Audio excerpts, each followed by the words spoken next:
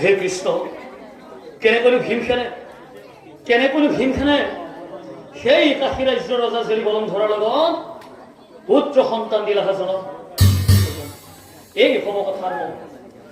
হ'ব কথাৰ মোহ দিয়া বিবৰ কি ক'লা দাদা যিহেতু তুমি মোক সুধিলা নকৈ নোৱাৰিছো খুৰা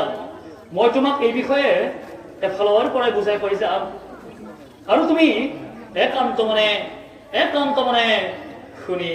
যাবা খুৰা ও এদিন ভীম ৰিকুধৰে